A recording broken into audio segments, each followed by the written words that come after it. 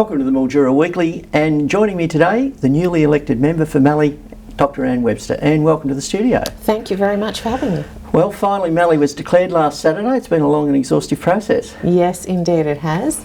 The last month has felt somewhat like treading water and just waiting. Yeah, well, we were down there on Saturday, and the returning officer told us what a process it was, and they do a good job, but of course a thorough count takes a long time in a big seat like ours. Absolutely, and we had a Melbourne Cup field of 13 candidates, of course, so all of those preferences went everywhere. And so, yeah, we just had to go through the process and wait. And the AEC, all credit to all of those who were part of that count. They had a lot of recounts to do, and it was exhaustive and exhausting, I'm sure. Yeah, I mean, the result was never in doubt in my view, but of course, you know, you have to go through the process, and at the end of the day it was just a fairly small swing against the Nats. So how did you see the result overall, given it was a three-corner contest? Yeah, well, I was surprised there was such a small swing. I actually expected a larger swing. I think we in the National Party did expect more of a swing, and you know, with reason. There was, you know, a bit of history behind us, and the water issues, of course, caused significant angst, and so I'm really pleased with the result. I think it was there was a lot of hard work went into that campaign. All of the independents worked very hard, and the outcome, I think, is extremely rewarding. Yeah, well, I think it was well conducted too. There was, you know, often campaigns, and across the nation it got a little bit nasty in places, but this seemed to be dealt with on a pretty even keel. Yeah, look, I think that we had really a very respectful race. There's no doubt that we were all keen to win, and so it should be, but I think that there was a lot of respect really across the board, which was great. Yeah. Now, as you mentioned, obviously water is a priority issue, but there are a whole lot of other issues, and I know you've been talking to ministers already about some things that are very important to you. Last week we had the Murray Basin Rail Plan sort of stalling again.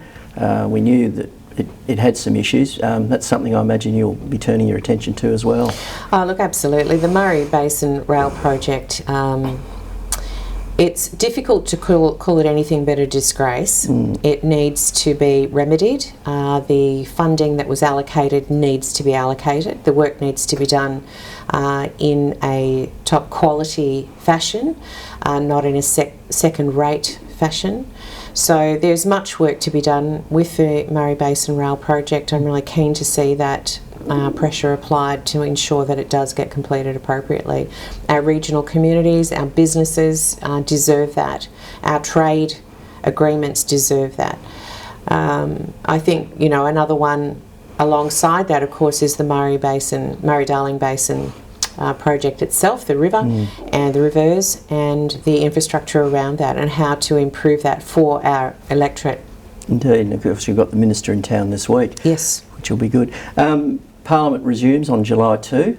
I imagine you'll be heading to Canberra again next week, most likely, but you've a lot to do, setting up offices and induction processes, so that's all on the agenda. Absolutely, yeah, I got my keys today for the office, so that was very exciting. So we can really begin to progress now. I've got a reasonably large, what I'm affectionately calling the FUB basket, the follow-up basket, to follow up on constituent concerns and inquiries that have been made over the last month while we've been treading water. So it will be great to just get to work. Yeah, and establishing all those stakeholder connections and so on. Yeah, yes, excellent. Yeah, I'm keen to catch up with the councils and stakeholders across the electorate, whether it's to do with water and irrigation issues, or whether it's healthcare, education. There's much to be done. Without holding you to it now, because you've still got to examine where you're going to have all your offices. Obviously Mildura is one, but I think you recognise that the electorate has expanded further south, and that's something you may be taking into consideration. Yeah, absolutely. So Maryborough is new to the electorate, and I think it's important that they have a sense of inclusion, and so we'll be working to ensure that we get the offices in the right places. It would be wonderful to have an office in every, reasonable sized regional town. Unfortunately, parliamentary services don't allow that, and it probably is not the best use of taxpayers' funding. So yeah, look, I'll be working to ensure that we have a good spread capacity. Indeed.